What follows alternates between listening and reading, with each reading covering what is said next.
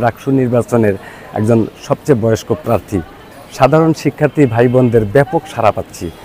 আমি এই বয়সে আসলে বিষয়টা হলো কি, এটা ভাবিয়ে তোলে বা প্রশ্নটাও সবার মাঝেই দানা বাঁধে যে এই বয়সে কেন আমি ডাকসুতে নির্বাচন করতে যাচ্ছি। তো আমি আমার বিগত জীবনে আমি একসময় চিটাং ইউনিভার্সিটিতে পাবলিক অ্যাডমিনিস্ট্রেশনের পড়াশোনা করেছি, ওখানে 5.5 বছর।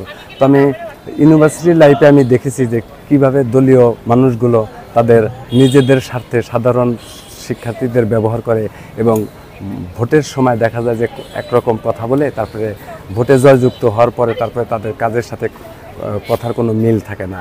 তো সাধারণ শিক্ষার্থীরা কীভাবে সেই জিনিসগুলো আমি খুব ভালো করে দেখেছি, খুব কাছে থেকে। তো ওই অভিজ্ঞতা থেকে আমি মনে করলাম যে শিক্ষা জীবনে যেমন আমি বয়স্ক না, আমার কোনো বাধা হয়ে আসছে না, আমি মানসিক কোনো বাধা পাচ্ছি না, পড়াশোনা করে যাচ্ছি এই সংগ্রামের পথে আজও পথ চলা।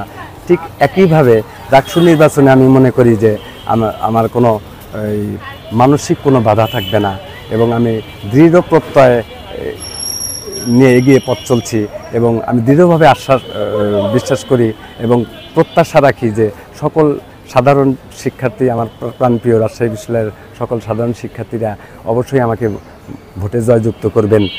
শিক্ষার্থীরা যেমন আমার পড়াশোনাটাকে এবং এই সংগ্রামী জীবনটাকে ওনারা খুব ইতিবাচকভাবে গ্রহণ করেছেন, ঠিক একইভাবে আমার এই ডাকসু নির্বাচনে প্রতিযোগিতা করা বা ভোটের মাঠে যে আমি প্রচারণায় নেমেছি, তো সাধারণ শিক্ষার্থী ভাই বোনদের ব্যাপক সাড়া পাচ্ছি। ওনারা আমাকে যথেষ্ট অনুপ্রেরণা, সহযোগিতা দিয়ে যাচ্ছেন এবং আশ্বাস দিয়ে যাচ্ছেন যে অবশ্যই ওনারা আমাকে জীবন সংগ্রামী একজন মানুষ হিসেবে এবং আপনি জানেন রাজশাহী বিশ্ববিদ্যালয়ের 72 বছরের ইতিহাসে আমি সর্বপ্রথমে এবং সবচেয়ে বয়স্ক একজন শিক্ষার্থী এবং একইভাবে ডাকসু নির্বাচনের একজন সবচেয়ে বয়স্ক প্রার্থী।